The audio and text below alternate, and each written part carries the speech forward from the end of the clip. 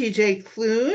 Welcome. This is so thrilling to have you on the podcast. It's been a long time coming. Thank you so much for having me here. I greatly appreciate it. So, you are an inspiring figure with a strong following, creating vibrant, queer, diverse, and magical creatures. Yeah, I've been very And lucky, very lucky with my following. your works resonate with teens, adults, and even some middle graders. Would you like to spend a couple minutes introducing yourself? Absolutely. My name is TJ Klune. I am the author of probably too many books at this point. I've been published since 2011 when I started with an indie publisher. Um, Surprisingly, if people know me from my fantasy, my first books were not fantasy. They were contemporary books, still about queer people and the families that they build. But I've always wanted to be a writer ever since I was a kid. I'm one of those very lucky few who can say they grew up doing what they wanted to do ever since they were a kid. This is the job that I've loved the most in the world, and I'm so appreciative of the opportunities that I have been given. My most recent books that people will probably know me from include The House in the Cerulean Sea and its recently released sequel, Under the Whispering Door, In the Lives of Puppets, the Extraordinary series for teenagers, for the young adults, and then my Green Creek series for adults. I've written over many genres, many different types of stories, and frankly, it feels like sometimes I'm just getting started. Well, that's great. I've decided to take a deep dive into your new books, Somewhere Beyond the Sea and the re-release of The Bones Beneath My Skin. So let's start with The Bones Beneath My Skin. Yes. Where did you come up with that title? The Bones Beneath My Skin was something that I think, if I'm remembering it correctly, it was the title that almost came first. It was that phrase. It sounded very poetic. The bones beneath my skin. It sounds a little strange, sounds a little weird, but I had this idea in my head of no matter what you look like on the outside, no matter who you are, what you've done, every human being looks the same on the inside. We are all these sacks of meat with guts and bones and a brain that only has enough electricity to charge a small light bulb. And yet we are so vastly different in everything that we do. We have cultures all over the world that are so completely different. We have good people, we have bad people, we have evil people. And yet at the end of the day, we are all still human beings. We are all still made from the same stuff. And it's wild to me that we have gotten to a point, especially now when we're recording this, it's a few days before the election in the United States, and how vastly divided we all are, how different we all seem to feel. We're tribal in a way. We have these little pockets of people that we surround ourselves with. And it sometimes makes me wonder if that is why we are where we are now. We celebrate humanity, we celebrate our differences, but there are people out there who believe our differences are bad. And that's what sets us apart. And I don't understand why we can't realize we are all the same inside. We are all made up of the exact same things. And that's where the title comes from. Interesting. So I know that it's a thriller mystery. Mm-hmm. So I was wondering if you could give us a summary of the book without giving it away. Absolutely. So this book is set in the 90s. I find the 90s, that's when I came of age, but the 90s is a very weird time because if you think, you can think when people think of, say, like the 60s, you have a very definitive image in your head of what that time period was like. Same with the 70s, same with the 80s, same with the 2000s, 2010s. But the 90s has always felt like this weird aberration, this weird outlier. The 90s is when we went from having no internet to having internet in almost every household in America. The 90s are we Hmm. went from nobody having cell phones to by 2000, everybody had a cell phone. At least everybody was starting to come into cell phones. The 90s were this ubiquitous time where technology, it felt like, took leaps and bounds.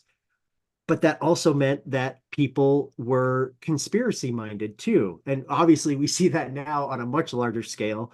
But in the 90s, this was the time of David Koresh and Waco. This was the time of Don't Ask, Don't Tell. This was the time of the Clinton presidency. This was the time of something specific that I wanted to use as a launching pad. People who grew up in that time will remember a group called Heaven's Gate, led by Marshall Applewhite, who believed it was a cult who believed that there was a spaceship in the approaching comet Hale-Bopp. And they believed that they were all going to ascend when the comet passed us by. And how did they believe that they were going to ascend? As what usually happens with cults, they took their own lives. And it was a mass suicide. And in my head, that the idea is fascinating to me, that you give your whole self to one person who has this godlike mentality, this charisma to make you change your whole life and lead to the deaths of so many people. But I had this idea in my head, big part of being an author, saying, what if? What if this cult was right? What if there was something in the comet? And in this case, what if it's something that we don't quite understand? And so the novel takes place in Oregon. It is about a man named Nate who has lost everything, family, job, opportunity. And so he's going home to lick his wounds in this little cabin in the mountains of Oregon. And when he gets there, it should be empty, but it's not. There's a man inside, and with him is a little girl, an extraordinary little girl who is so much more than she appears. Basically, with this book, I wanted to write an action thriller. I wanted to write an action movie, but to make it queer. I wanted to see queer people having helicopter chases and being chased by shadowy government figures and dealing with the idea of cults and dealing with the idea of otherworldly beings. As a pitch, 3-word pitch, I'll tell you this. This is how I've been describing the book. It's basically sexy E.T., as in the E.T., the extraterrestrial Steven Spielberg movie. Not as in the extraterrestrial is sexy itself. I'm just saying it's a sexier version of E.T. That's great. Thank you. I I'll was give very you proud that. of I'll give myself for you that. that. Yeah. I thought it was great, actually. I really Thank loved the you. book.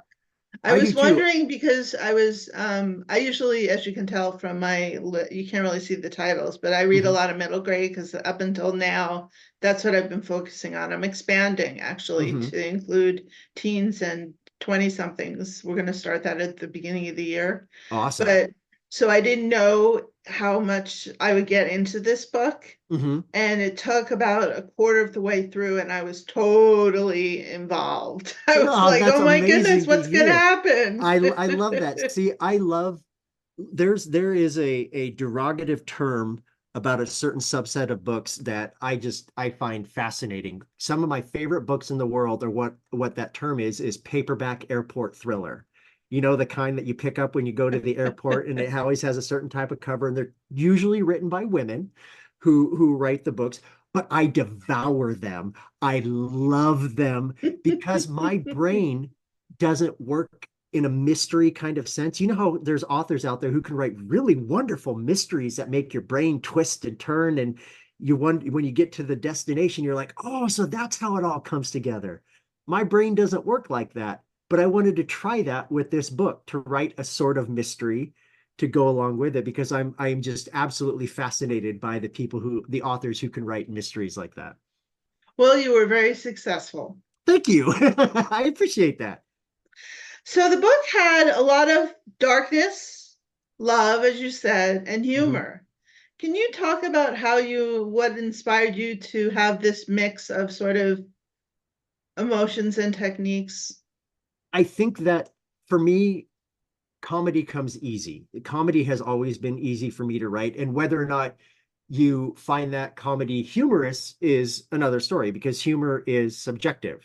What's funny to one person may not be funny to another. So I understand that. But comedy has typically come easy for me. So with that, I want to find ways to get better at writing in other sort of emotions or other sort of genres, such as action, such as dealing with these darker, heavier themes, But at the same time, you have to have moments of lightness. You have to have moments of levity, because if it's all darkness all the time, it's oppressive.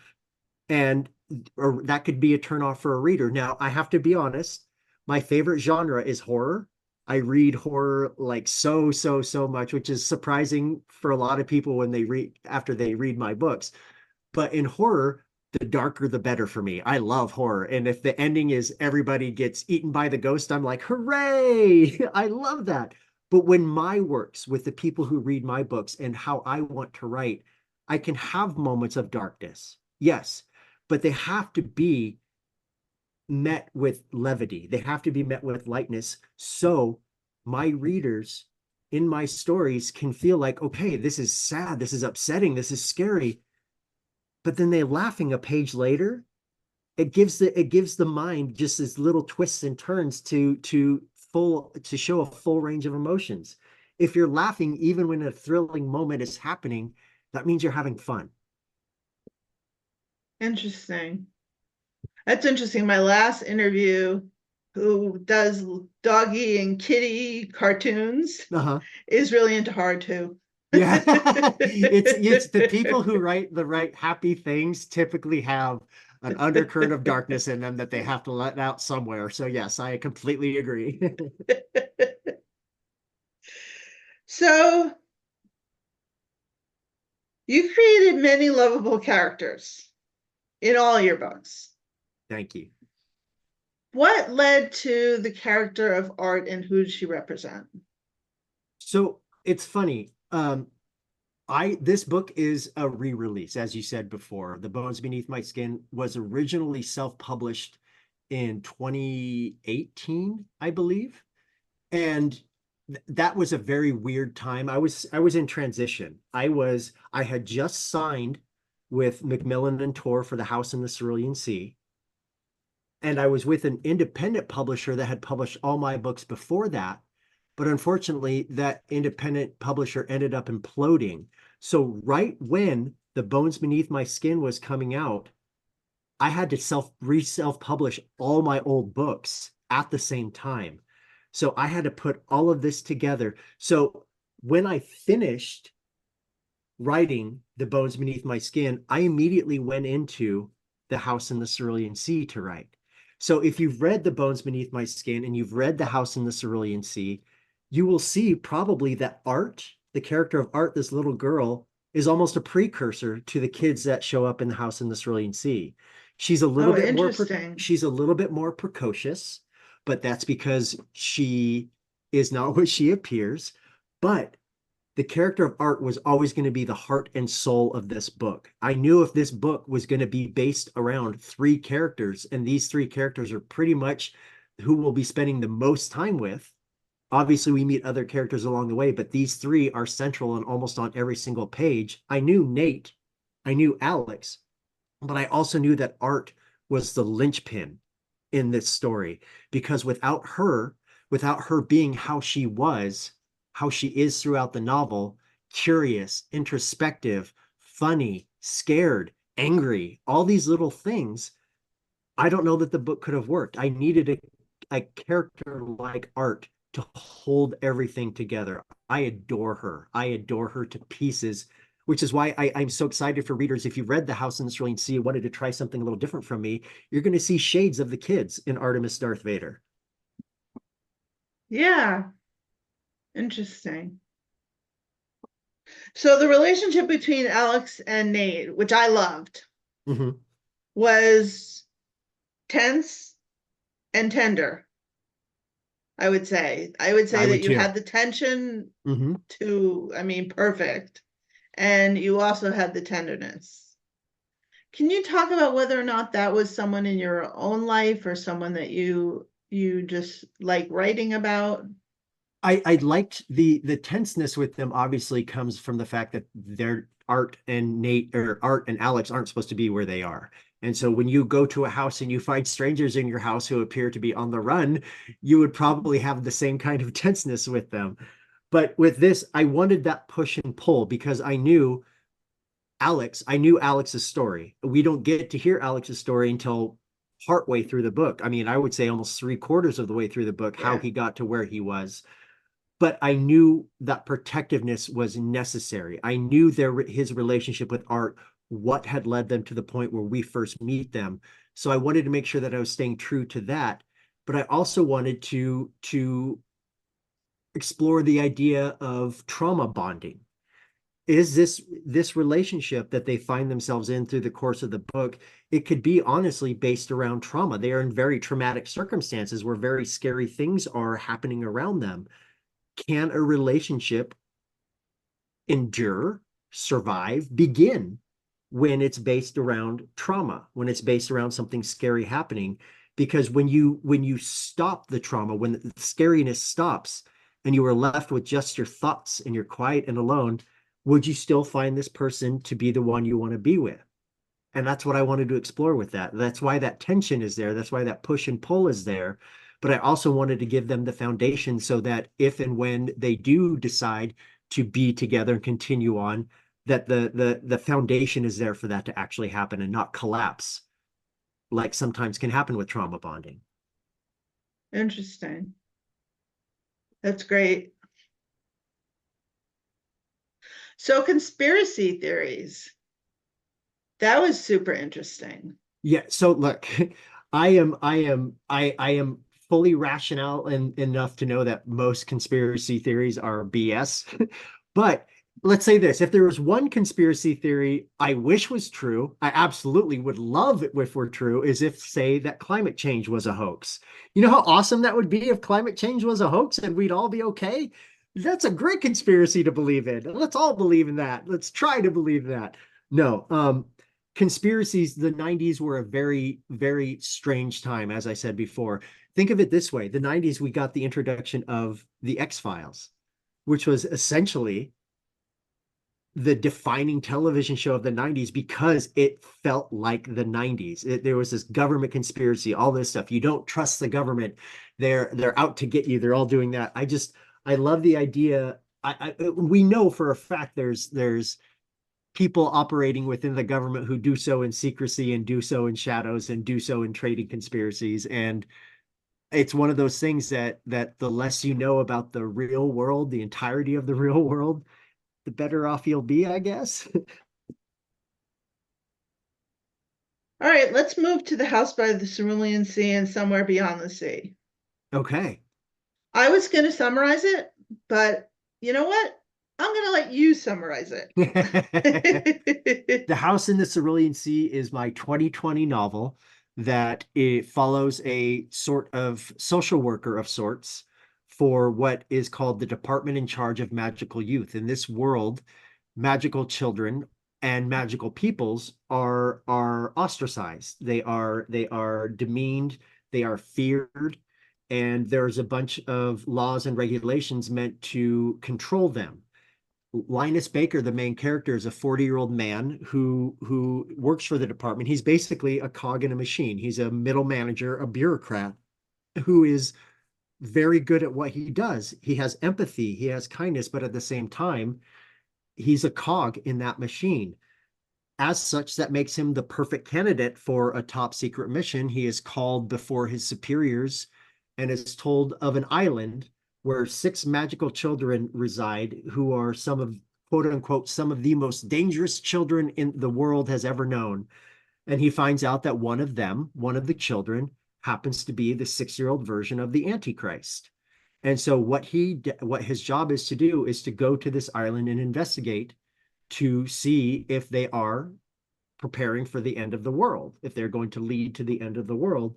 But what he finds there is not what he expects.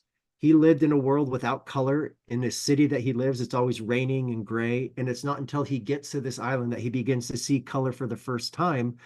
And when he meets the inhabitants of this island, the children and their caretaker, Arthur Parnassus, he begins to see that everything he's been led to believe or everything he's been told isn't quite true. So this book, The House in the Cerulean Sea, is basically Linus Baker's awakening to the color of the world and the dangers of bureaucracy and the dangers of apathy. Most people think that the opposite of love is hate. It's not. The opposite of love is apathy. And Hmm. apathy is something that can be very, very dangerous because hate implies feeling, love implies feeling. Apathy is the absence of that. So when you don't care about what's happening to other people, you don't have the empathy. And so I wanted to explore what would happen to a man like Linus who's been living in a colorless world. What happens when he gets to finally see color for the first time? And that's the book. And he finds himself slowly falling for the caretaker, Arthur, and it decides what type of person he needs to be to fight back against the rules and regulations that he's been following for decades. And that's his story. And then I honestly swore that I was never going to write a sequel to The House in the Cerulean Sea, but there's one character who specifically never shuts up in my head. His name is Chauncey, and I always hear Chauncey speaking, and Chauncey never stops talking. And so Chauncey kept on talking to me, and that's how we got the sequel, Somewhere Beyond the Sea, that follows Arthur and continues the story found in The House in the Cerulean Sea. I have to say, Chauncey was one of my favorite characters. Chauncey is just the best character. Chauncey is, and it's so funny. I have so many different, the listeners won't be able to see this, but I'll show you. I have Chauncey, I have so many Chauncey plushies that I've gotten that people have made for me. Well, Chauncey is so like this will the also be thing. on YouTube. So Yeah, and so so Chauncey, Chauncey, for the people who are listening, Chauncey is a tentacled blob, green yes, tentacled green blob. that nobody A- really knows what his origins are And and all he what wants to do is be a bellhop.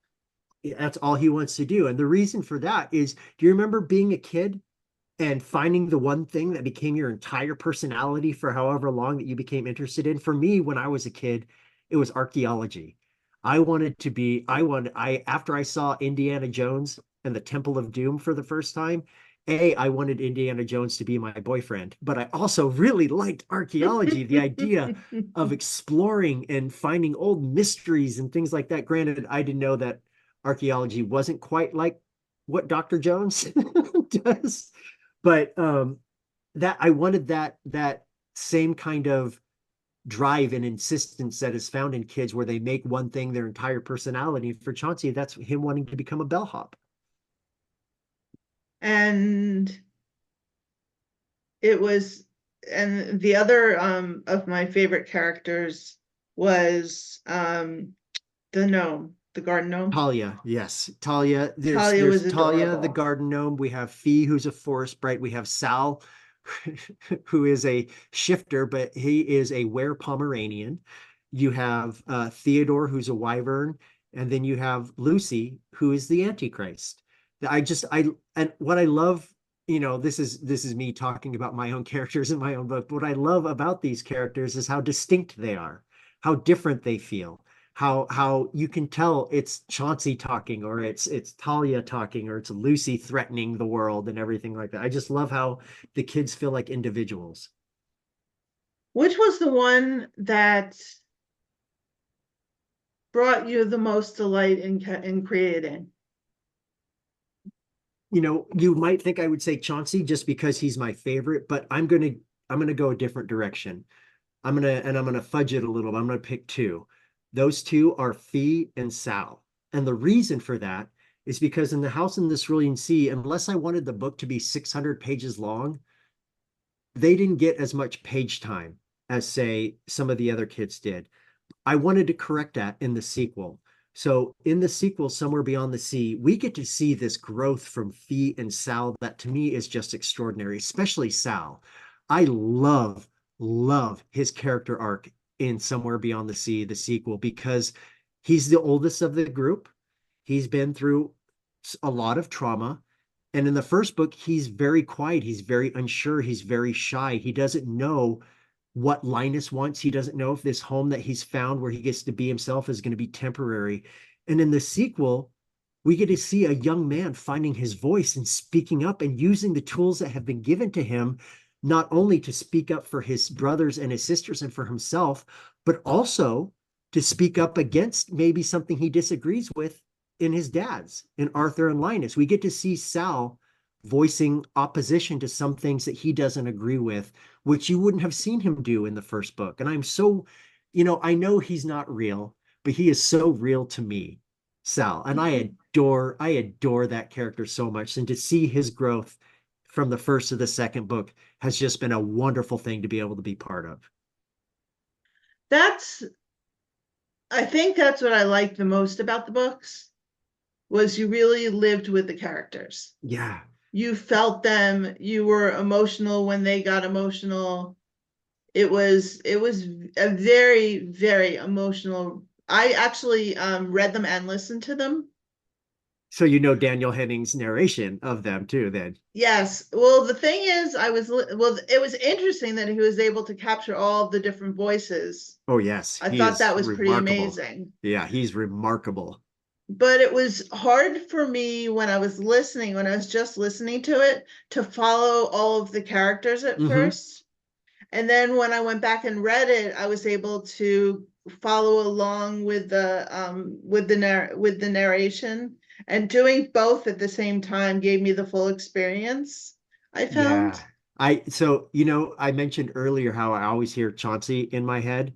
It's not my version of Chauncey, it's Daniel Henning's Chauncey. That's the Chauncey that I hear in my head. So if you hear in the audiobook, when you hear Chauncey talking, imagine that 24/7 in my head. So which was the most challenging character to write? Arthur Parnassus in the first book. It kind of goes along the same way of Sal and Fee going from the first book to the second book. But in the first book, Arthur is enigmatic. He is mysterious. He is secretive. And he has every right to be. He has grown up under the thumb of the government who he has witnessed firsthand what it's like to grow up in these homes, because he was a kid who grew up in one of these orphanages. And I wanted to make him in the first book not unknowable, but I wanted to make him this fascinating figure through Linus's eyes, this mysterious otherworldly almost type figure. And then in the sequel, I kind of wanted to deconstruct that. Now that we're following Arthur in the sequel, we get to hear his inner thought. We get to be with him as on Paige, and we get to see, I don't want to say a very different character, but we get to see his inner workings much more than we could have in the House in the Cerulean Sea. And one of my favorite parts about Somewhere Beyond the Sea is that we get to see Arthur break. We get to see Yeah. the weight of everything hit, finally lands on his shoulders, and he gets to do the one thing that he's never allowed himself to do: grieve for himself, cry for himself, feel upset for what he went through, because he's been shouldering everything for so long that something had to give at some point. And I love that character who in the first book was almost infallible. We get to see his inner workings and see that's not the case. He's just as fragile and as worried, concerned as everybody else is. He just has a better mask to wear when he's trying to be for his kids. With the kids and the support of the other adults around. Exactly, because it's not just Linus on the island. There's also Zoe Chapelwhite, who is an island sprite who also contributes to the care and education of the kids. You have Helen from the village. She's the mayor. She becomes part of their family and everything too. And I think from the first book, Arthur was lonely. I think Arthur was a very, very lonely character. And throughout these two novels, you get to see him not only find family with the kids who he was already feeling familial with, but he also gets to find adult conversation and other adults to be around to help take the load off of his mind, at least a little bit. It can be hard So when you have to which do everything by yourself. so which character would you most like to meet? Probably Lucy. just because just because Lucy was always meant to be the extreme. Lucy was always meant to be like this extreme version of nature versus nurture. So he's the Antichrist, right? We all know what the well, even if you don't know, if you're not religious, you know the Antichrist is not a good thing. So my idea, what I wanted to explore with him was what would happen if a person who was the Antichrist, the person who was prophesized to literally bring about the end of the world, what happened if that person was just a kid? And what happened if that person was given to someone like Arthur Parnassus? What would that look like? What if instead of being told your entire life that you're evil and that you're going to do something terrible, what if you were allowed to just be a kid? And so I love Lucy, who makes constant uh, earth destruction threats and of murder, of mayhem, of evil, but he's still just a kid. And the fact that it's all pretty much bluster and noise with him just endlessly fascinates me. So I would love to A meet kid Lucy. with who loves music of all things. Dead people music, as he calls it. Yes, exactly. I love that.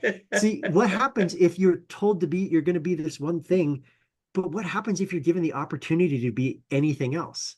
What would that look like? What would your interests be? So for Lucy, yeah, it's music. He has collections of records that he loves to listen to, and he goes to the record shop and loves exploring in there. He's not thinking about being the Antichrist. He's thinking about something that he found that he loves, which is music. That's great. Now, Janine Router, the antagonist, who is one of the main people with the Department of Magical Children. Mm-hmm. She's a bad guy.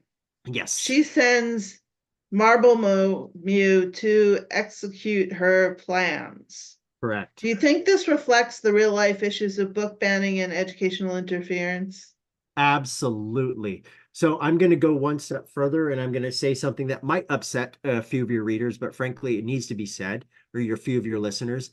Janine Router is based upon J.K. Rowling and her ideology, her anti-trans, anti-LGBTQ ideology. I wanted to, as a fantasy author who has been given this platform that I've been given, it is so, so important for me to speak up for my community, to speak up for my people. And that includes the trans community. And as we, if you've paid attention to any way, shape, or form to the past few years, the rising anti-trans and anti-LGBTQ movement has reached a fever pitch. And there are certain people like J.K. Rowling who feed into that extraordinarily so. And I just don't understand because you have some of the most marginalized people in the world. The trans community has some of the highest suicide rates out of any marginalized group in the world, and they make up 1%, less than 1% of the population in the United States. If that's the case, why are so many people willing to punch down on this community? Why are so many people willing to go full throttle against these people who are just trying to live their lives? And it's important for me to now that I am 42 years old now. I am not a kid in my 20s. I am not a man in my 30s. I'm in my 40s. I know myself. I know who I am. I have to speak up. I have to, because if J.K. Rowling can spew her bigoted nonsense left and right and still do what she does, then you know what? Somebody needs to counteract that. Somebody needs to speak up and say that. So yes, the Janine Router is based upon J.K. Rowling and her kind of ideology, but it goes further than that. It does. Look, I've been able to tour all over the world. I've spoken to kids all over the world. They are so much smarter than we ever were at their age. They are more worldly, they are more intelligent, they pay attention. They know the books that are being removed from their schools. They know their LGBTQ, specifically their trans classmates that are being targeted. And guess what? They're angry. They're upset because they see how unfair it is for these outside groups to come in and basically target people who are already targeted. And so when I wrote this book, when I wrote this sequel, I wrote it because I'm angry. I'm angry that so many decisions are being made on behalf of young people, but why is nobody asking young people what they want? Why is nobody asking young people what they think? You know what? If we did that more often, I think people would be plenty surprised by the answers that they get. I think that people need to start trusting young people and letting them speak up for themselves and letting them make their decisions within the confines of being safe. I actually think about that when I think about whether or not your books could be young adult books. Yeah. And I always think that if it were like the House by of the Cerulean Sea, Mm-hmm. the House by the Cerulean Sea, if it was a straight couple, Mm-hmm. there'd be no problem. No. Uh-uh. If it was straight teachers, there would be no problem with it being a young adult novel. Well, yeah, we hear now that teachers in schools, that queer teachers in schools cannot talk about their families. It's okay if you're a heterosexual couple. It's okay for a heterosexual teacher to have a picture of his wife on the desk with him, but if it's the same man and he has a picture of his husband, that causes issues. It's basically, it comes kind of back to what we were talking about a little bit before with the bones beneath my skin and the idea of the era of don't ask, don't tell. Except in this case is keep your mouth shut. You're not like everybody. You're not like other people. You don't get to talk about your families. Can you read the dedication? Oh, to Somewhere Beyond the Sea? Absolutely. 100%. I have it right here. And this was the biggest point for me to make sure that this was heard. I got it right here. For the trans community the world over, I see you, I hear you, I love you. This story is for you. And I That can brought tell. tears as a queer person, because I Mhm. also write queer characters. That brought tears to my eyes. Can I tell you, this book, the Somewhere Beyond the Sea, came out on September 10th. I actually just finished last weekend all of my touring for it. So I've been going for like 6 weeks straight. I have received countless messages from the trans community who said that when they saw that dedication, they knew they were safe with me in that story. Okay, so look, Somewhere Beyond the Sea exists because in 2021 and 2022, the trans community was invited to testify in front of the government. There were trans people, there were parents and guardians of trans youth, and medical professionals who provide gender affirming care. Unfortunately, what none of them knew was that it was essentially an ambush. The politicians sat up there and questioned trans people on their bodies, on their minds, on their rights to exist. The politician accused parents and guardians of trans youth of grooming and indoctrinating them.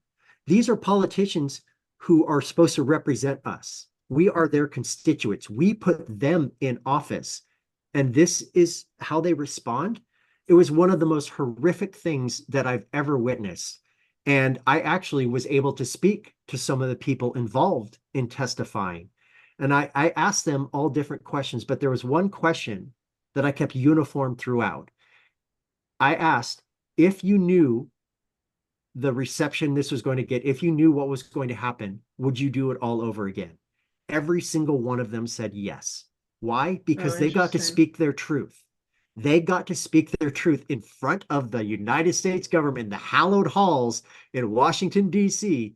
They got to speak their truth, and nobody can take that away from them, even if the response from politicians was disgusting. So we can go into some of the more questions about you and your future. Is there going to be a sequel to this Cerulean Sea? Is there going to be a third book? Yeah. Yes, there will be one. Yes. There will be one more. I have not written it. I know what the story is going to be. I already even know the title of the story, but I can say this. It is going to be set a few years later, and it's going to deal with one part of the adoption foster process that I haven't gotten to explore yet. And that's going to be what happens if a real parent comes back. And in this case, all these children are orphans, except there's one little boy who talks about his real dad every now and then. His name is Lucy. So what's going to happen when the Antichrist's real father decides to come back in and check on his boy? Oh, So we're wow. going to the next book, final book, will be from Lucifer's perspective, Lucy's.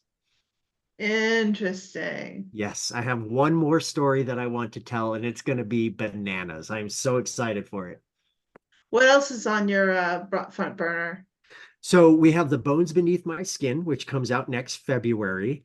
And then Yes. after that, I have a couple of projects that haven't been announced yet. I have three already completed novels that have not been announced yet.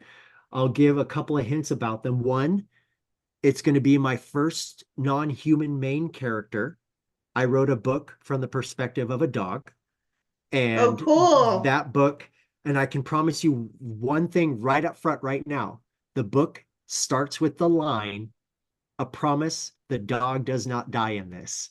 So you don't have to worry. The dog is going to be totally fine throughout. I would never do that. My own dog would flip out. I am an avid user of the website does the dog die.com because I have to know if there's a dog in a film or a book or a TV show, if the dog dies, so I can skip it. So I don't need to watch that.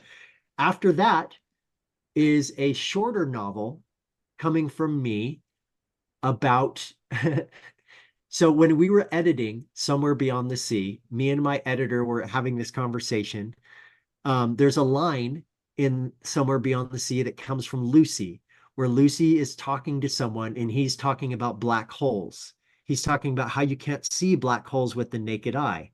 And my editor came to me and said, I don't, is that true? You can't see them? And we went back and forth and I showed her research and everything. It says, no, you can't see black holes with the naked eye.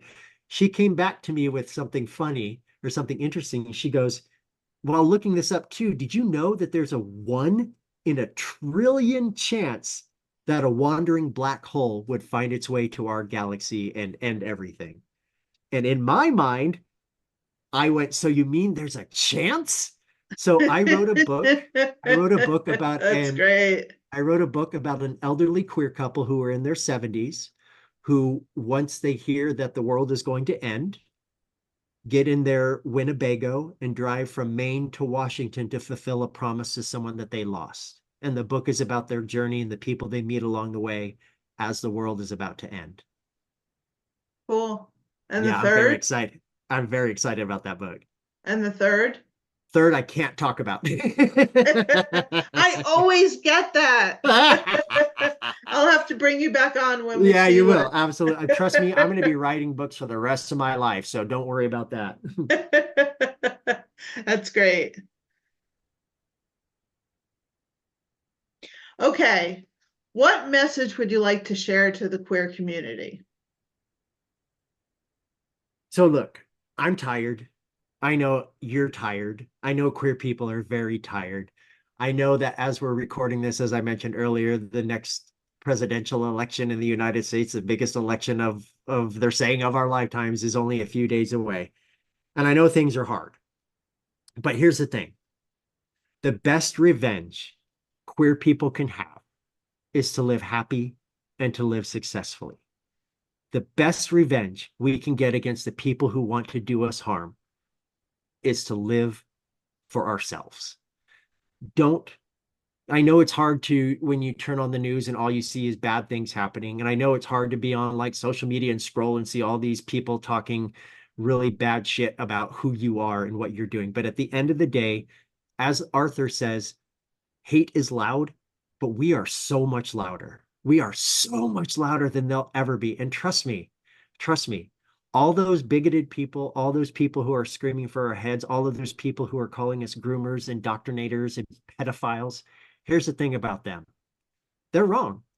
And they deep down, they know they're wrong, but they're so far lost that they cannot even consider the fact that they're wrong. And that's not on you. That is on them.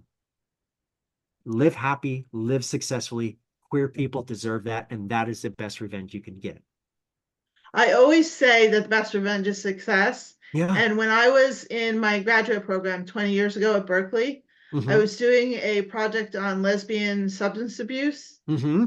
And I couldn't find someone who would be willing. My advisor left, and I couldn't find someone who would be willing to be on my committee. You're right. So the dean of the school did it, and I ended up getting a book published, and I ended up getting it in the best public health journal that there Hell is. yeah. See, that's And I it. was like, yes. You know what it takes? It sucks, but sometimes it takes tenacity that other people don't have to do. Other people, it's kind of like it's kind of you could think about it this way.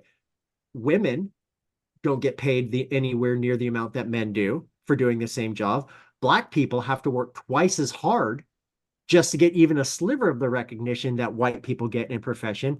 And queer people, we get punched left, right, and center. The best thing that we can do, we don't have to prove to anyone, but when we do, when we show them who we are and what we're capable of, even if that surprises them, good. Show the world what you are and what you're capable of. Congratulations to you, because that's tenacity. We have to have tenacity. It sucks that we have to do that, and it sucks that we have to be the bigger people. But you know what?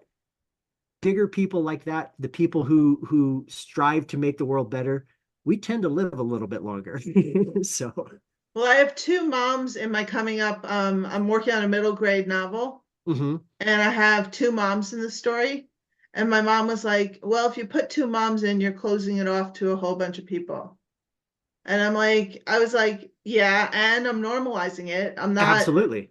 not making it about the two moms. It is just normalizing the situation that this kid has two moms, and it's great. Do you know how many times the word gay or queer appears in the House in the Cerulean Sea? Like 3 times. That's it. And the book is a queer love story about two queer men. It's not a coming out book. Don't get me wrong, coming out books are extraordinarily important, especially for younger readers. But the end of the coming out is not the end of the queer journey. And so I got to write a book where the fact that these two men were in a relationship, but the word gay or queer is only mentioned a couple of times, because I don't I don't go around being like, hey, I'm gay. I'm a gay. I'm a gay. I'm a gay. I'm a gay. So just the Oh, fact I that I was wanted to able to, ask you about that. yeah.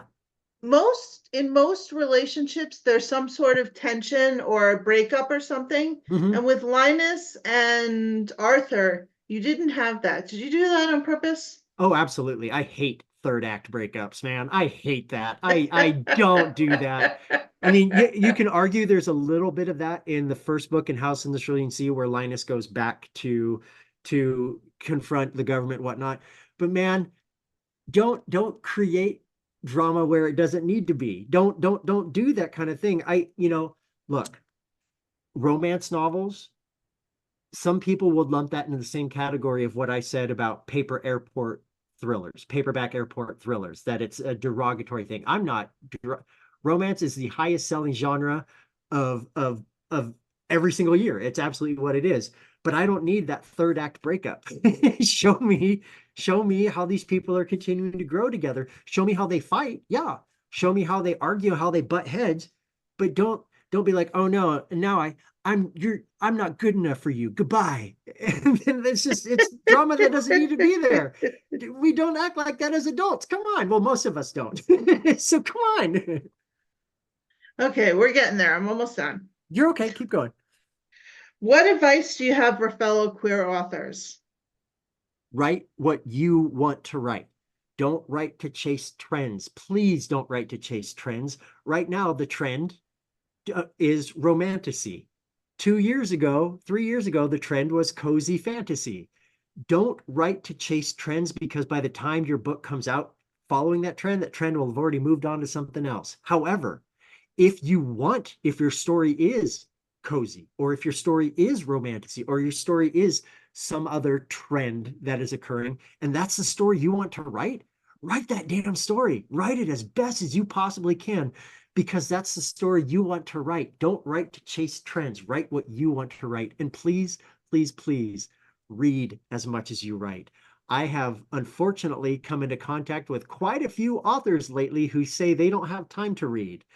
Never, never should you say that out loud to anyone if you're an author, because reading is part of your growth as an author. Reading helps me become a better writer. And you need to read as much as you write. Read fiction, read nonfiction, read fan fiction, read whatever you want to read. Just read. Got it. What about for aspiring authors in general? Is there anything that differentiates what you would say to queer authors and other aspiring authors? Aspiring authors in general, I try not to give too much advice, because to me, advice is a dime a dozen, and what works for one doesn't work for another. But I will say this: the best book that has helped me with writing is Stephen King's On Writing. It's part memoir, but it's part writing guide. And I have what, like 3 copies of that book. One is to tatters because I've read it so much. My other one is out underlined and everything like that. I read that book at least once a year because I think it is one of the best writing guides that's ever been written. I love that book. And also, one other advice I would give to writers, just as a general, as a blanket thing, no matter how long you write, no matter how successful you become, no matter how many big books you have or whatever, writer's block is still a thing, is absolutely still a thing. Here's the thing. The more you try to push yourself through the writer's block, the worse it's going to be for you. It's going to make you hate what you're doing. It's going to make you hate your words. It's going to make you angry.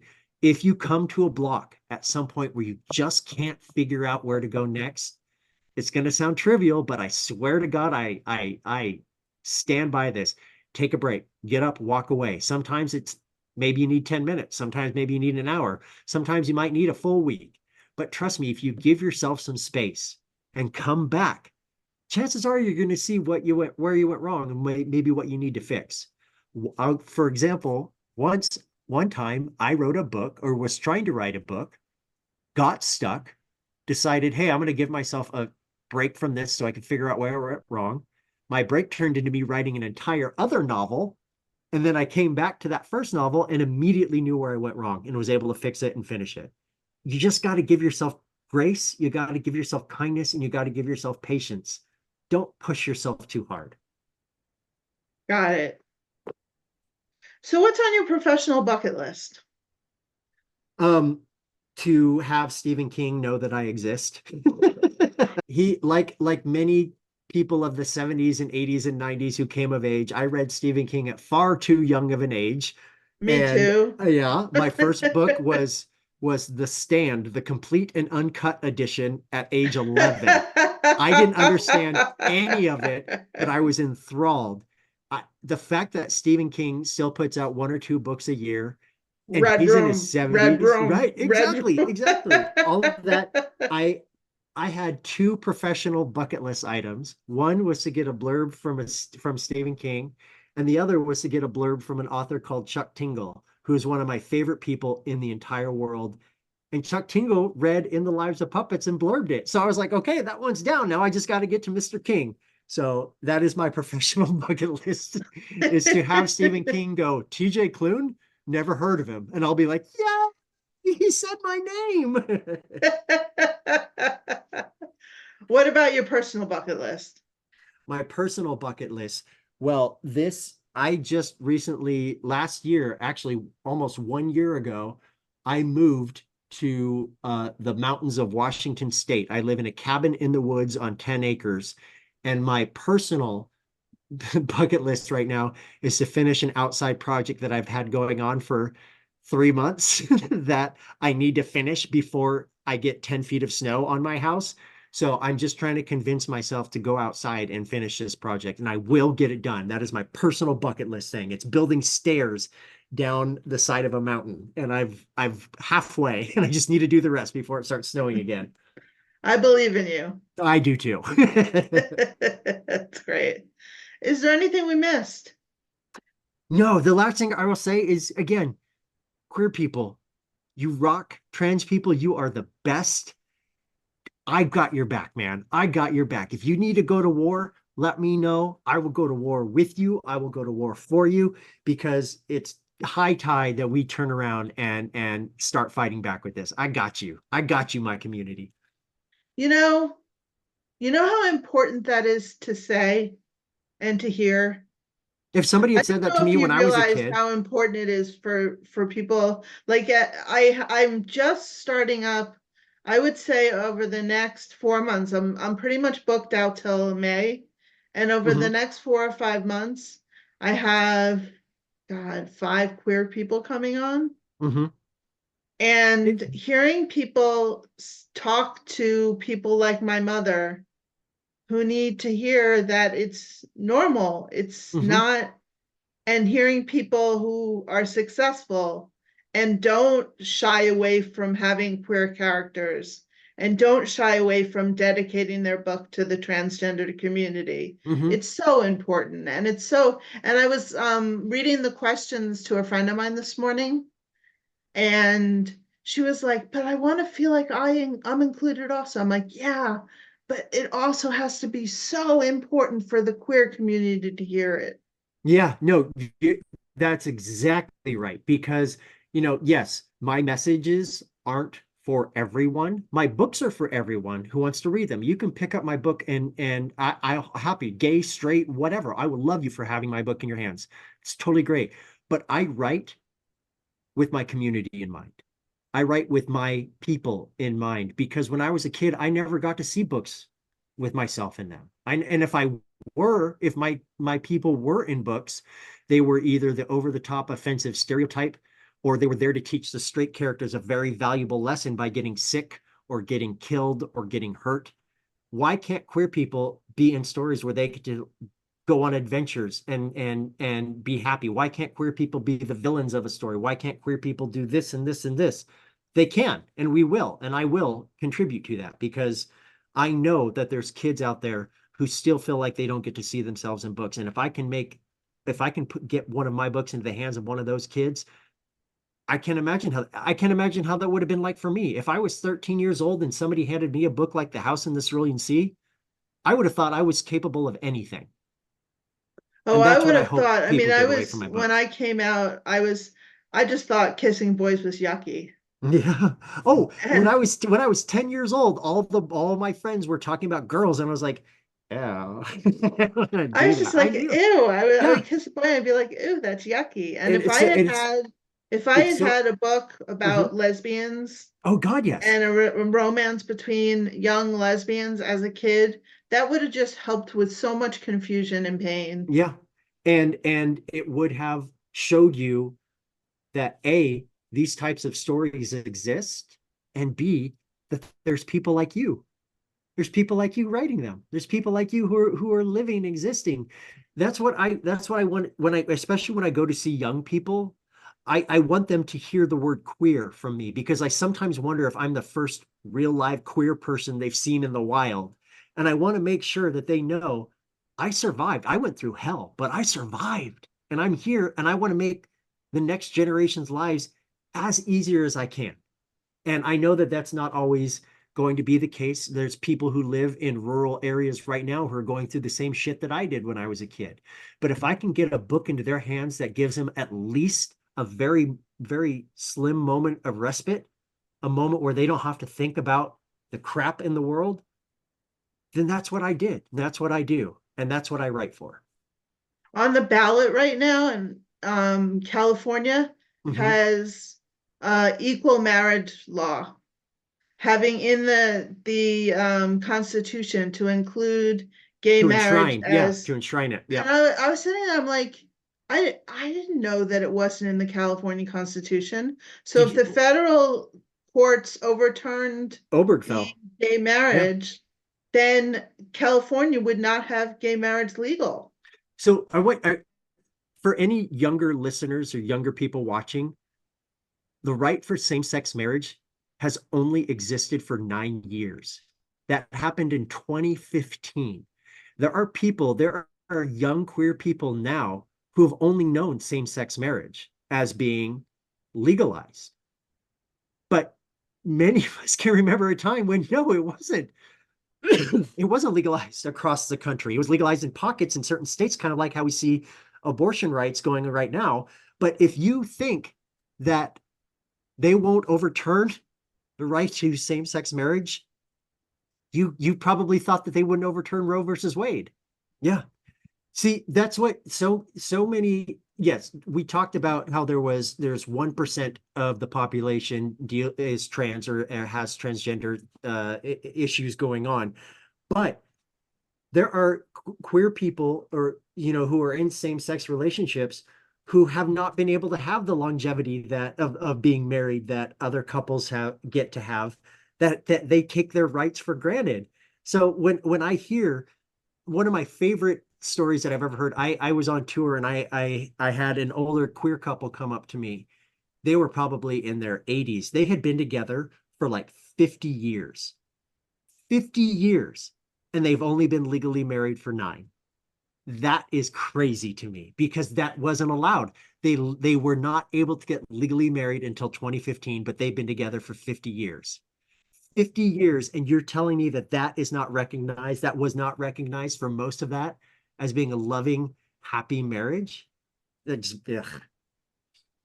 And parenting becomes so difficult in a relationship where it's not sanctioned. Right, exactly, because who has the say so over the kids? Who has, yeah, exactly, exactly. So Yeah, it's we need to be crazy. very protective of our rights.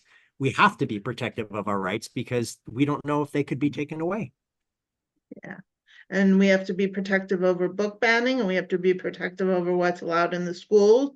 There's a Be whole bunch of stuff that we need. protect your teachers, protect your librarians. They are overpaid, or they are underpaid and overworked, and they are on the front line of this stupid culture war that they don't have the time to have to be dealing with. It blows my mind that people think it's okay to go into libraries or go into schools and say, you can't read this, you can't read this, you can't read this. It just, Yeah, it it's makes no pretty sense to me. amazing. Yeah. Well, thank you so much. Where can people find you? I am on only on Instagram these days. I don't use any other social media site, but you can find me on Instagram under TJ Klune, or you can look at my website that I barely update called tjklunebooks.com. That's where I post most of my tour stuff. It's not updated now because I just finished a tour, but I'll be going out on tour again in February for the Bones Beneath My Skin. So once that gets updated, I hope that y'all be able to come out and see me at whatever stop we have. Great. And people will be able to see a profile of TJ Klune and his stuff on my website, mindfulhappykids.com. And tune in to January when we expand the website to include teens and 20 somethings and computer game creators. And thank you once again for a wonderful conversation. Thank you for having me. I appreciate it.